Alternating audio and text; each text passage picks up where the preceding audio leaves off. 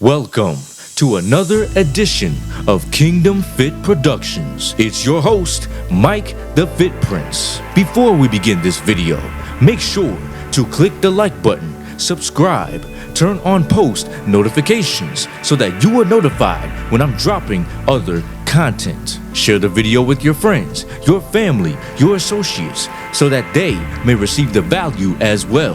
Now, without further ado, enjoy the show.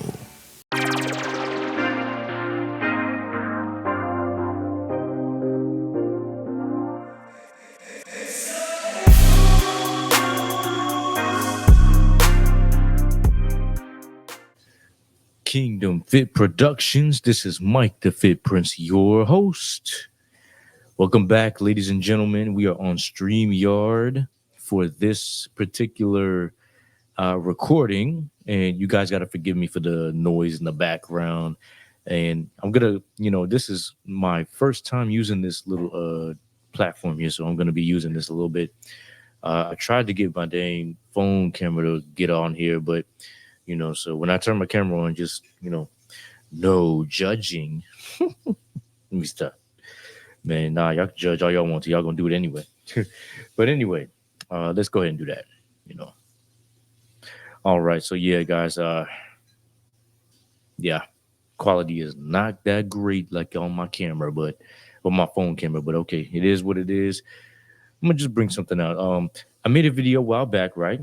I made a video concerning men and emasculation in today's day, right?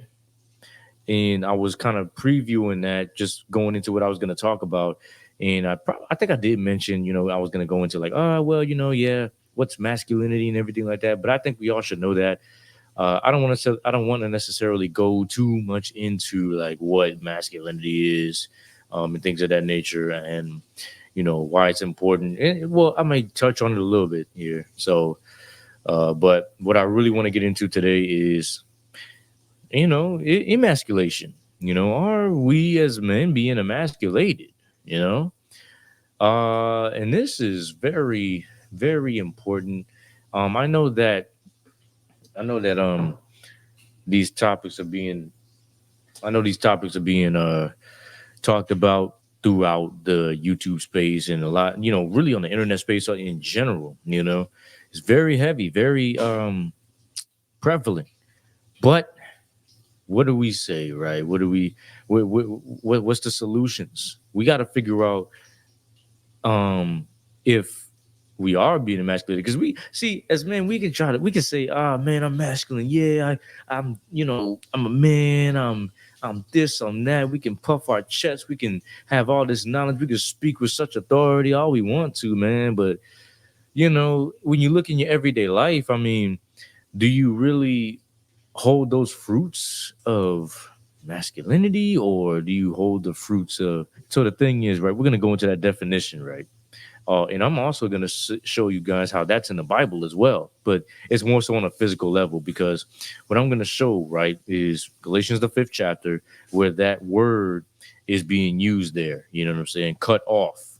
And that's basically going into like actually literally castrating yourself, right? And that's going to be very key when we go into different aspects of different levels of emasculation, so because we don't just need to think about emasculation as we need to get the whole understanding. We need to get the mental, even probably spiritual aspect too, which I'll probably get to at the end.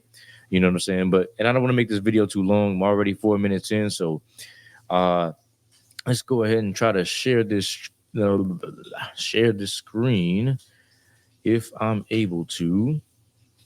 Let's see. Share the screen. You know what I'm saying? All right.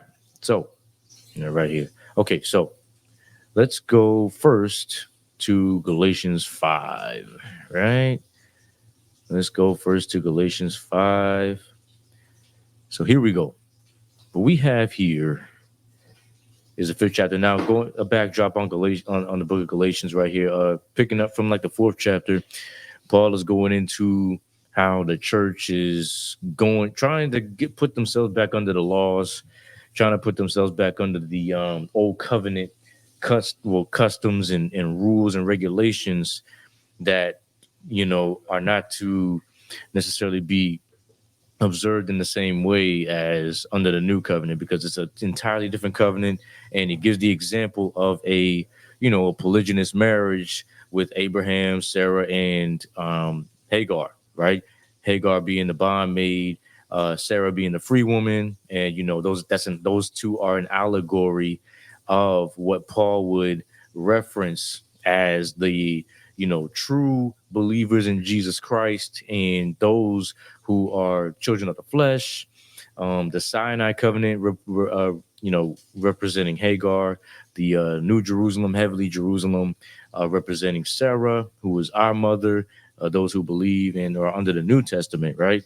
And truly believe in Jesus Christ and what he did on the cross, and his work, his finished work. And while others who are children of the flesh work, have to do things in order to gain their righteousness, which you can't be justified by God in his sight if you do that. So, but the thing is, though, what we're going to go into, that's not necessarily the point. I'm just, I just wanted to give that context so that you wouldn't think that I'm just pulling a scripture out of thin air, right? So, but this is the scripture I'm going to right here, Galatians 5:2. Now, of course, up here it says what? Stand fast in the liberty wherewith Christ have made us free, and not entangled again with the yoke of bondage. Being back under the old covenant always was referred to as bondage. You see what I'm saying? Because nobody could keep it, even though it is a holy, righteous, and just law. It's just like it showed us how simple we really were. So, and then verse 3, what I'm saying, keeping it in context, testify to every man that is circumcised, he's a debtor to keep the whole law, do the whole law. See what I'm saying? So you want to, if you're called, what's up, bro? Oh, you guys here? Yeah. Mm-hmm. Oh yeah, bro.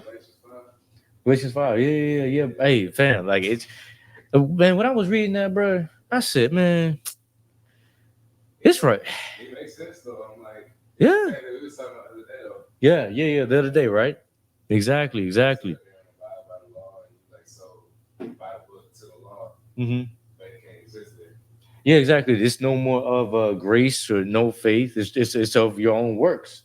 You're trying to, you're just trying to you're trying to do something to be in favor with God. You know what I'm saying? No man will be justified or made right. Exactly, my brother. You see what I'm saying? So just giving that in context, going to now, in this persuasion did not come from the Messiah. People trying to put you back under that bondage, man. You know what I'm saying? Whosoever you are justified by the law, no. It don't come from Christ. You know what I'm saying? A little leaven leavens the whole lump.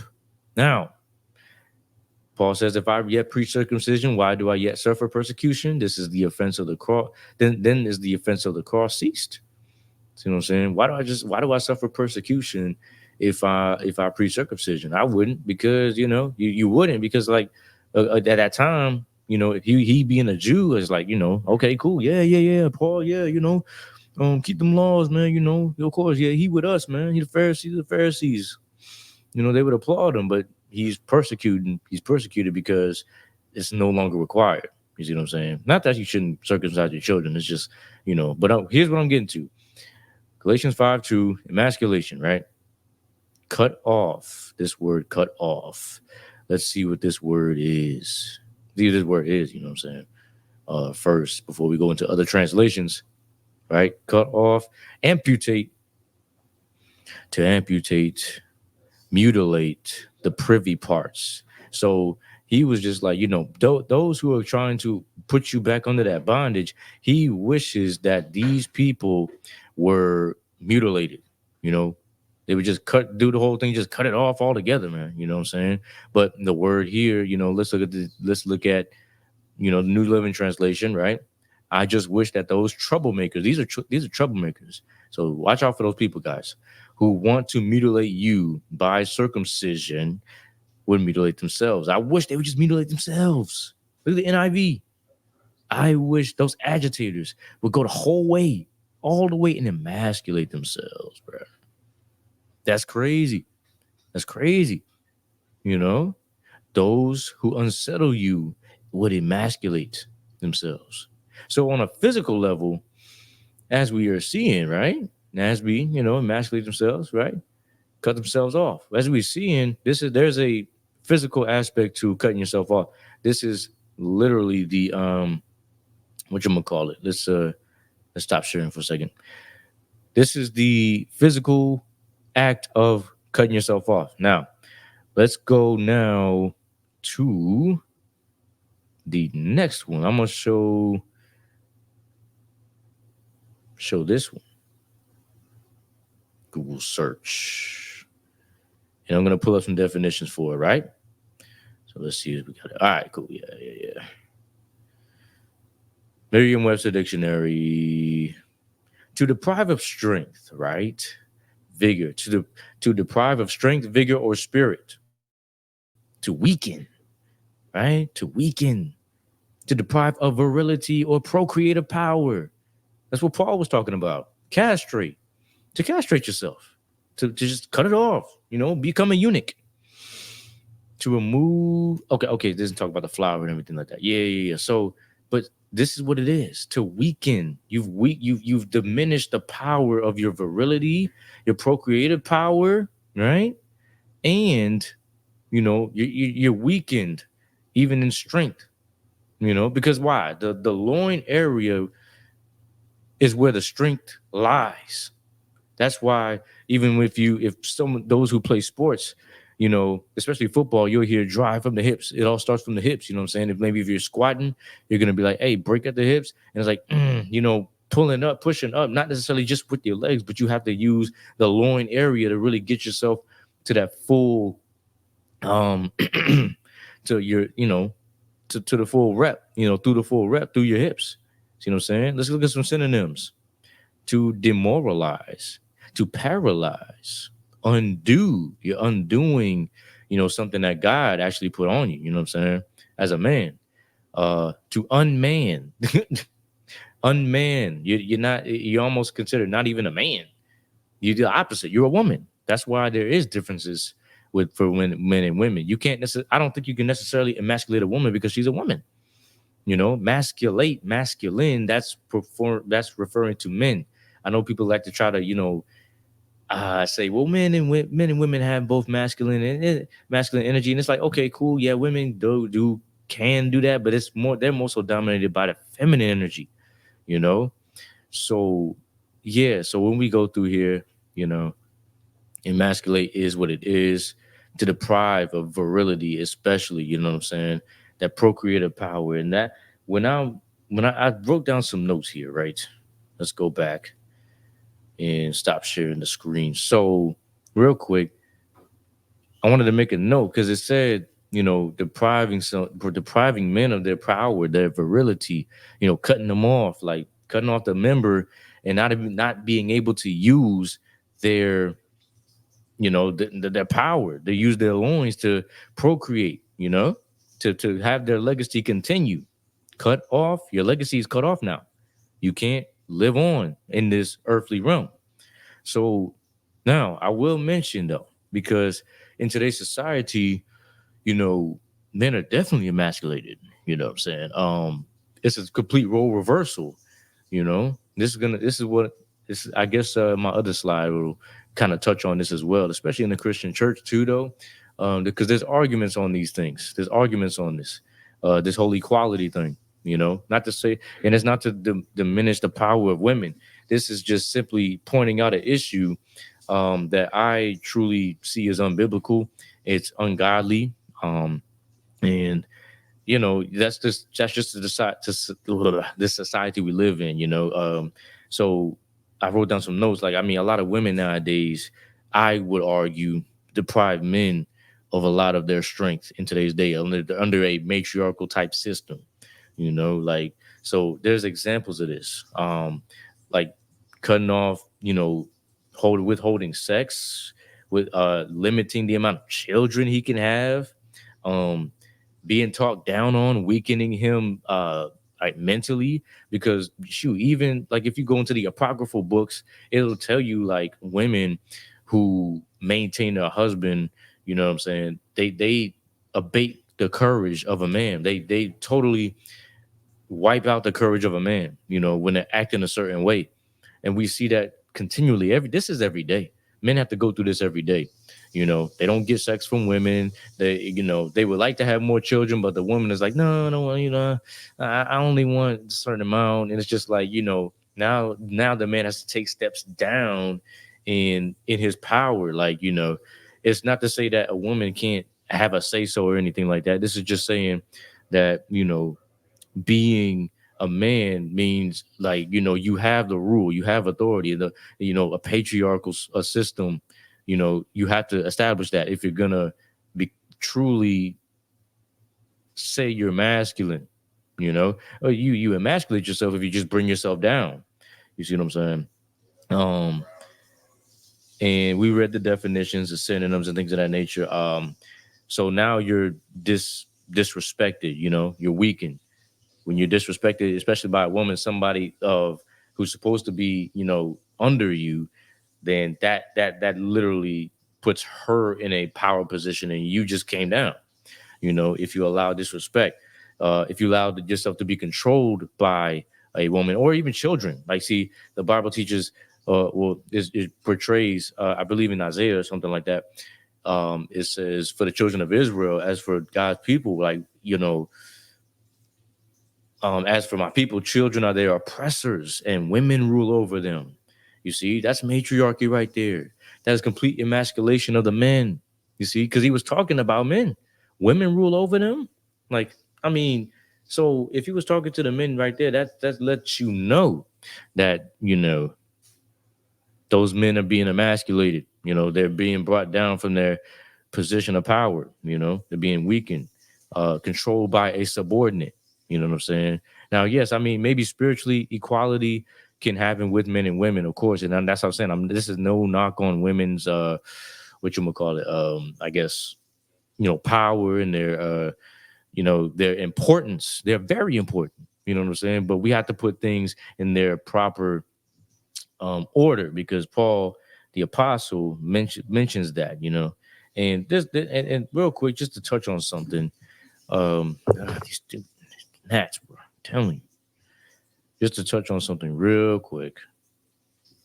I was looking this up, and so, you know, so there's arguments. This is the AI little thing. um, you know, there's arguments on whether or not there's equality and things of that nature, and then whether or not the Christian church advocated for quote unquote women's rights. Now, I do agree that, you know, women have a little bit more freedom. I think under this, and I think men have to kind of, you know, not be so tyrannical with the position that they're in. But I really believe that, um, you know, well, no, I'm not to believe. I'm just saying, like, these are the arguments that are going on. So you can see biblical patriarchy. Some people, some don't agree. You know, what you see here, like biblical patriarchy views the father as the head of the household, which the Bible teaches, you know, responsible for the family's behavior. You know, women are restricted and things of that nature. I guess it says unpaid work. But really, they're benefiting from what they're doing anyway. I mean, they have roof over their head, so I mean, it's not in vain. You know, they put unpaid there, so it's like that's kind of like that's a word that'll kind of, you know, get them like, oh yeah, yeah, yeah, and like, oh, we doing this for free. You know what I'm saying? Like, really? Are you sure? I don't know about that. But then others will say, other Christians out there might believe that there's, you know, have equal worth in God's eyes, which I mean, I think on the surface, I do agree with that statement. You know, of course, Galatians 3:28, they'll use not a Jew or Gentile, slave or free, male or female, all one. So, I mean, of course, a Jew and a Gentile naturally have differences, you know what I'm saying, and have different customs as well. Have, you know, now of course the roles, of course, are for a Jew and Gentile, as far as like maybe men go, they you know, Gentile can teach, a Jew can teach, slave nor free, you know, but you know, Peter and Paul literally gave slaves, you know, or like servants to certain masters instructions on how to be obedient to their masters. And see what I'm saying? So there's a slave nor free. Yes, they're equal on a level where, like, okay, they can be involved in the Christian faith. You know what I'm saying? Like, we're all one family, we're all one unit. You know, we are all one. There's nobody that's hindered from coming into the faith. You know what I'm saying? There's really no difference on the spiritual level. No male nor female, but at the same time, male and female have differences. You know, they are differences. Roles are different. You see, wives are supposed to submit to the husband. Husband is supposed to love the wives, of course, but we're not commanded to submit to them at all. You know, that's not what they teach. You know, but at the same time, you know, so they're saying, like, you know, oh well, yeah, Christianity, women's rights, yeah. So they'll use the scriptures to try to do that. So and then I was reading some of these, you know, little comments, stuff like that. So there's arguments on that, but you know, they're not like a lot of times we just got to stick with what the Bible says and what it, you know, teaches, man. You know, let me go to now the Cambridge definition of it. Let's see, of emasculation, guys. Ooh, yeah. Here we go. Here we go. Now let's go back out of this. Right. Cambridge, where you at? I wanted to read this, and we're almost done. All right, here we go. So, to reduce the effectiveness of something, you know, okay. Reduce the effectiveness. Okay. To make a man feel less male by taking away his power and confidence. Wow. You know what I'm saying? Formal and biological definitions. Okay, yeah, I was gonna read those. Yep. So yeah, like, I mean, it's not what's going on today. You gotta ask yourself, and especially for us Christians out there, man. I mean, you guys take away that man's power, his authority, his position, or like, are we supposed to be equal on an equal footing? Because, like, listen, fam. I mean, even Jesus, when the Samaritan woman came up to him, wanting the word, wanting the life, or no, yeah, the bread of life, or the living water. That's what it was, the living water. He told her, you know, because she was by herself, and Christ said, "What? Hey, you got to go call your husband." You see what I'm saying? Where your husband at? Before I give you this, where your husband at? He's got to get this too now. You see what I'm saying? So Christ already knew, and you know, we could play around like, oh well, you know, both of them had to come be there. You know what I'm saying? Or some could say, well, you know, the husband got to, you know, this Christ understood the order. So you know, so I think that's a pretty good evidence, solid evidence. But I guess, you know, it's a little disputed. But you know, we see that example of Christ acknowledging the husband as well. Like, it's not necessarily a thing where the woman was just gonna get the, you know, just could get the word freely like that. You see what I'm saying? But anyway, that's besides the point. I mean, when that's not besides the point. But my point going back is that it's making a man feel less male. You know what I'm saying? And then a biological definition, the natural definition, right? To castrate, remove the male sexual parts of a man, male animal, removal of male parts of a plant. So you're removing a male's manhood, you see, overall. And we got to ask ourselves, no, Siri, God, dog, stop. Okay. Yeah, Siri just came up. But anyway, you got to ask yourselves, is this what's going on in society today, man? You know, have we allowed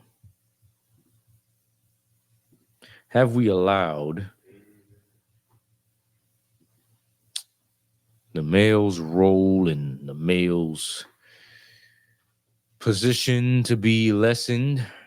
I don't know. Well, I do know, actually. I do know. And there's some scriptures I wanted to go into, but I'm not going to be able to get into it today. But, you know, this video already went over how, you know, the minutes that I wanted to be here. But guys, this is very important that we don't allow ourselves to be emasculated, especially in the Christian church too, man. I really think that is very, very prevalent. You know, that's what, you know, I hear that women are actually now, you know, the majority of the attendees in these churches now And hey, I just really feel for men out here, man. We just see it in society today. Like, there's double standards that aren't backed by God at all. Women have certain rights that men can't. Like, it's just it's unequal. It's unequal in today's society. We claim equality, we want equality, but I think women have taken the win in today's modern world. But what does the Bible have to say about that? What does the Bible have to say? We clearly see a physical. Actually, what? I did say I was going to get into the spiritual aspect. So let me definitely pull those up. Let me pull up one. I'll pull up one since I went over the time. Share my screen. So Ephesians. Let me go backwards. Okay. So the 14th verse in Ephesians 6, talking about the whole armor of God. We wrestle not against flesh and blood, but against principalities, against powers, against the rulers of the darkness of this world, spiritual wickedness in high places. Spiritual wickedness. This is a spiritual fight. And what do we have to do? Stand therefore, having your loins girded about with truth, having a breastplate of righteousness, the preparation of the gospel of peace. So have your loins girt, my guys. Have them girt about with truth. No lies, no falsehood. Stand against all that. I'm talking to myself too. So, hope you guys like the video. Like, comment, subscribe, turn your post notifications on so that you're notified when I'm dropping more and more content. Like the Footprints here with Kingdom Fit Productions, giving you the mental, physical, and spiritual aspects of these things and serving to the best of my abilities and things of that nature. So, hope you guys have a great night. I'm gonna holler at y'all later. Y'all take care, man.